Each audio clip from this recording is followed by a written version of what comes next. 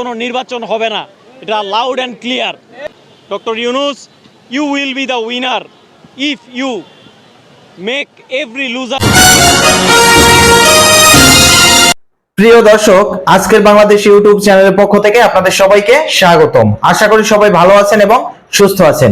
ভিডিওটি শুরু করার পূর্বে আমি আপনাদের কাছে একটি অনুরোধ করতেছি, যারা যারা আমার ভিডিওটি দেখবেন দয়া করে সম্পূর্ণ ভিডিওটি দেখবেন। আর সম্পূর্ণ ভিডিওটি দেখে আমার ভিডিওটি যদি আপনার কাছে ভালো লাগে তাহলে অবশ্যই ভিডিওটিতে একটি লাইক দিয়ে চ্যানেলটা সাবস্ক্রাইব করবেন আর কমেন্টে আপনার মূল্যবান মতামত জানিয়ে যাবেন। প্রিয় দর্শক, মার্চ ফর ইউনূস এর নেপথ্যে কারা আছে এবং এই আন্দোলনের কি রহস্য, এই আন্দোলন করে বাংলাদেশের জনগণকে কি বোঝাতে চাচ্ছে তারা, সেই বিষয়ে আমি আজকের আপনাদের সাথে বিস্তারিত আলোচনা করব। প্রিয় দর্শক, আপনারা যদি বাংলাদেশের পিছনের প্রেক্ষাপটের দিকে নজর রাখেন তাহলে দেখতে পাবেন 5ই আগস্ট শেখ হাসিনা সরকারের পতনের পরে বাংলাদেশে এই 7-8 মাস যাবত যেই সকল দুর্নীতি, খুন খারাপি, রাহাজানি, চুরি, ডাকাতি, হত্যা, ধর্ষণ এগুলো হয়ে থাকে, এর পিছনে যারা আছেন তারা বর্তমানে চাচ্ছেন যে এই অন্তর্বর্তীকালীন সরকারের প্রধান উপদেষ্টা ডক্টর মোহাম্মদ ইউনূস যেন আরো 5 কিংবা 10 বছর ক্ষমতায় থাকতে পারে। কারণ বাংলাদেশের মুক্তিযুদ্ধের পরে এই ধরনের কার্যকলাপ তারা আর কোনোদিনও করতে পারে নাই।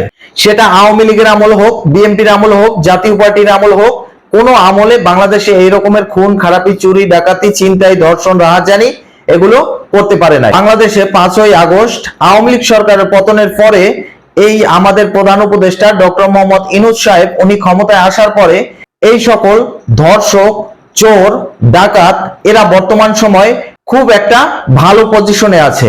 কারণ বর্তমান সময় দেশের মানুষ আইন প্রশাসনের উপরে কোনো আস্থা ভরসা রাখতে পারছে না। এ কারণেই পারছে না, কারণ এই চোর, ডাকাত, ধর্ষকদের উৎপাত বর্তমান সময় বাংলাদেশে অনেকটা বেড়ে গেছে। আপনি যদি লক্ষ্য করেন তাহলে দেখতে পাবেন যে বাংলাদেশে বর্তমান সময় কেউ কোনো স্বর্ণের জিনিস পরিহিত অবস্থায়, কেউ কোনো দামি মোবাইল নিয়ে, কেউ পকেটে অতিরিক্ত টাকা পয়সা নিয়ে রাস্তাঘাটে স্বাভাবিকভাবে বের হতে পারছে না। এর কারণ হচ্ছে বর্তমান বাংলাদেশটা এমন একটা অস্থিতিশীল, অরাজনৈতিক এবং সম্পূর্ণরূপে নিরাপত্তাহীনতায় ভুগছে। এটা সম্পূর্ণই আমাদের দেশের সরকার তথা দেশের সরকারের এখন যারা ক্ষমতায় আছেন, আমাদের অন্তর্বর্তীকালীন সরকার ডক্টর মোহাম্মদ ইউনূস, তার ব্যর্থতা। এজন্য বর্তমান সময় জনগণ এই সরকারের উপরে অতিষ্ঠ হয়ে গেছে। এখন জনগণ বলছে এই কথা যে ইউনূস হটাও, দেশ বাঁচাও। অপরদিকে এই সকল চোর, ডাকাত, ধর্ষক এরা মার্চ ফর ইউনূস নামে একটি কর্মসূচি করতেছে, যেই কর্মসূচির এজেন্ডা হচ্ছে আমাদের প্রধান উপদেষ্টা ডক্টর মোহাম্মদ ইউনূসকে যেন 5 বছর কিংবা 10 বছর বাংলাদেশের ক্ষমতায় রাখা হয় বিনা নির্বাচনে, বিনা ভোটে। এখন যেভাবে তিনি আছেন এইভাবেই। এখন বুঝুন তাহলে এই ধর্ষকরা, এই ডাকাতরা, এই চোরেরা বর্তমান সময় আমাদের প্রধান উপদেষ্টা ডক্টর মোহাম্মদ ইউনূসের উপরে কতটা খুশি।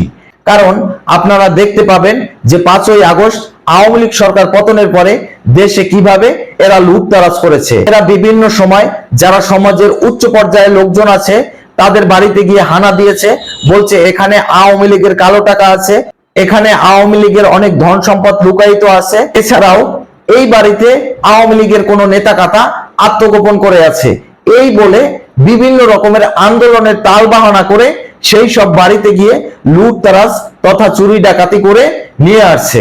তখনও বাংলাদেশের প্রশাসন তাদেরকে কিচ্ছু বলতে পারে নাই। এবং বর্তমান সময়েও তারা যেইভাবে লুটতরাজ করতেছে, আপনারা যদি গণভবনের দিকে তাকান তাহলে দেখতে পাবেন গণভবনের ভিতর থেকে বস্তায় বস্তায় জিনিসপত্র, টাকা পয়সা, স্বর্ণের জিনিস যা কিছু মূল্যবান ছিল সবকিছু এই দেশের এই ধরনের ডাকাত বা চোরেরা চুরি করে নিয়ে আসছে। অপরদিকে দেখেন বঙ্গবন্ধুর 32 নম্বর যখন ভাঙা হয়েছে সেখান থেকেও এই চোরেরা বিভিন্ন চুরি চামারি লুটতরাজ করে গেছে।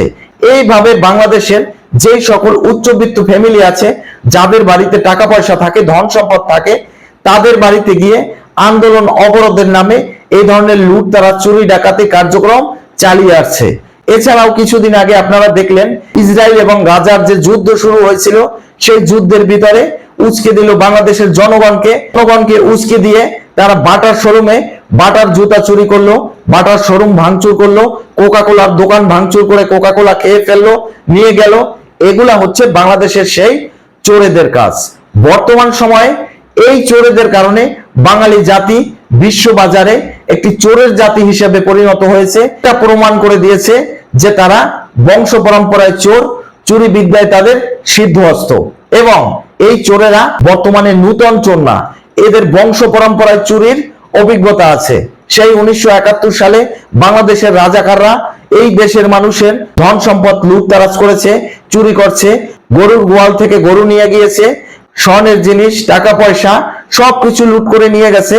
সেই সময় 71-এর সময় এই রাজাকাররা, এখন সেই রাজাকারদের রক্তে জন্ম নেয়া তাদের যে সন্তানরা আছে তারাও বর্তমান বাংলাদেশে বেঁচে আছে এবং এই দেশেরই নাগরিক হিসাবে তারা বর্তমান সময়ে অবস্থান করতেছে। তারা সবসময় সাদাসিধা ভাবে থাকে, তাদেরকে দেখলে আপনি চিনবেন না, কিন্তু যখনই বাংলাদেশ কোনো বিপদ সংকুল সময়ের ভিতর দিয়া সময় পার করবে, সেই সময়টাকে তারা খোঁজ করে নিয়ে তখনই তাদের চুরি, ডাকাতি, খুন খারাপি, ছিনতাই, রাহাজানি এগুলা শুরু করে দেয়।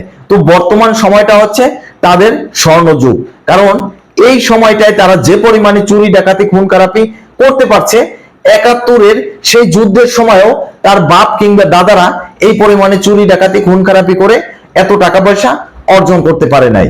তারা রাস্তার গরিব ফকির ছিল, এখন হাজার কোটি টাকার মালিক হয়ে গেছে।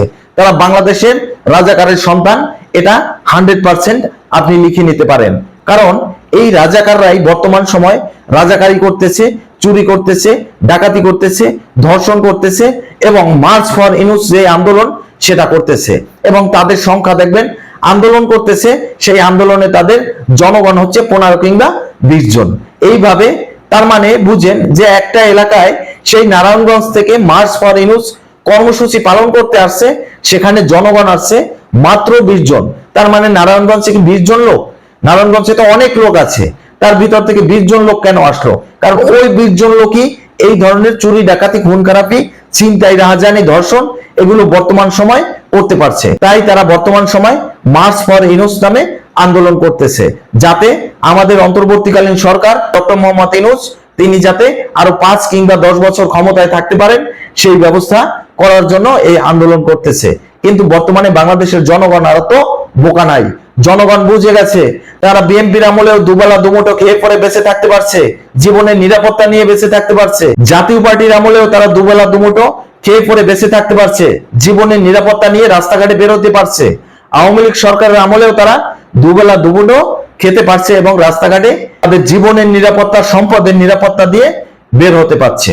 বর্তমান সময় এই সরকারের আমলে তারা এটা পারছে না, কারণ এই সরকার টোটালি ব্যর্থ সরকার। কিসের জন্য তাদের এই মার্চ ফর ইউনূস আন্দোলন? বাংলাদেশে এই অন্তর্বর্তীকালীন সরকার কি কি উন্নয়ন করেছে? কোন উন্নয়নটা করেছে আপনি দেখাইতে পারবেন যে কোন উন্নয়নটা করেছে? দ্রব্যমূল্যের দাম কমাইতে পারছে? কোনো কিছু করতে পারছে? কোনো কিছু করতে পারে না। বিদেশের সাথে কোনো বাণিজ্যিক চুক্তি করতে পারছে? সেটাও পারে না। বরং বিদেশের অনেক রাষ্ট্র যারা বাংলাদেশের হিতাকাঙ্ক্ষী ছিল, যারা বাংলাদেশের দুঃখের দিনে বাংলাদেশের পাশে দাঁড়াইতো, তাদের সাথে শত্রুতা স্থাপন করছে। আর বাংলাদেশের যে শত্রু রাষ্ট্র ছিল পাকিস্তান, তাদের সাথে বন্ধুত্ব করতেছে। পাকিস্তান কি করতে পারবে? পাকিস্তান বর্তমানে তো দেউলিয়া হয়ে আছে, তারা নিজেরাই তো না খেয়ে আছে, তারা আবার বাংলাদেশের কি উপকার করবে? তো এটা হচ্ছে বর্তমান সময় বাংলাদেশের অবস্থা, বাংলাদেশের প্রেক্ষাপট। বাংলাদেশের মানুষ এখন রাস্তাঘাটে না খেয়ে জীবনের নিরাপত্তাহীনতায় ভুগতেছে। আর আমাদের প্রধান উপদেষ্টা তথা প্রধান উপদেষ্টার সপক্ষে যেই সকল লোকজন আছে, তারা বিভিন্ন নিউজ মিডিয়ায় এই খবর প্রকাশ করতেছে যে উন্নয়নের জোয়ার বয়ে গেছে, বাংলাদেশে ধর্ষণের জোয়ার বয়ে গেছে, দ্রব্যমূল্য দামের ঊর্ধ্বগতির জোয়ার বয়ে গেছে, চুরি, ডাকাতি, খুন খারাপি, ছিনতাই, রাহাজানি এগুলা বৃদ্ধি পেয়ে তাদের জোয়ার বয়ে গেছে। এই সকল জোয়ার বয়েছে, আর কোনো জোয়ার বসে নাই বাংলাদেশে, উন্নয়নের জোয়ার বসে নাই।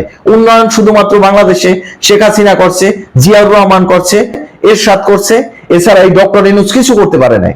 বাংলাদেশের উন্নয়ন এরাই করছে, এছাড়া অন্য কেউ করতে পারে নাই। জামাত ইসলাম বড় বড় কথা বলে, তাদের তো দলের নিবন্ধনই এখন পর্যন্ত ফিরে পায় নাই।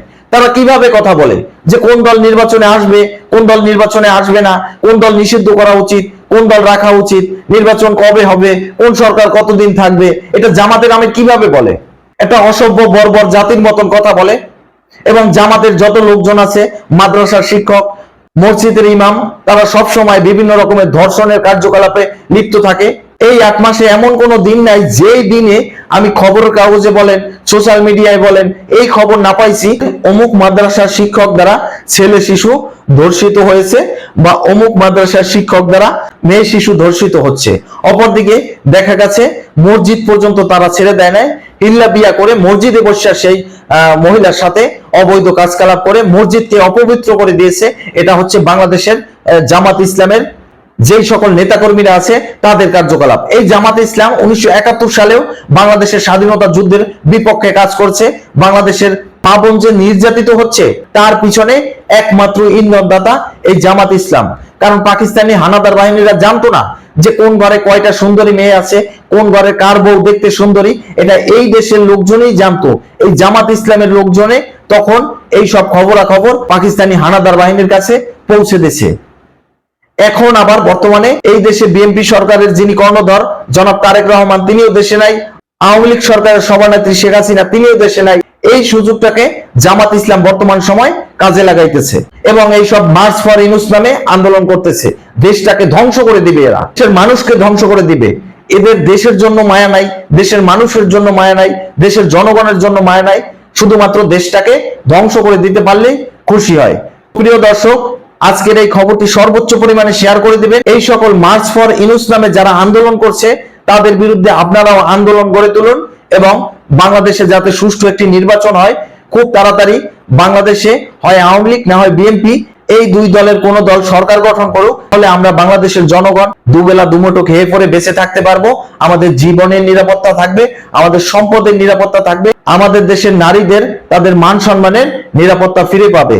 এছাড়া এই অন্তর্বর্তীকালীন সরকার যতদিন বাংলাদেশে থাকবে, বাংলাদেশে এই রকমের অস্থিতিশীল ঘটনা এবং এইসব চুরি ডাকাতি খুন খারাপি ধর্ষণ ছিনতাই রাহাজানি এগুলা প্রতিদিন নিত্য নতুন ভাবে ঘটতে থাকবে। প্রিয় দর্শক, আজকের এই পর্যন্তই। সবাই ভালো থাকুন, সুস্থ থাকুন।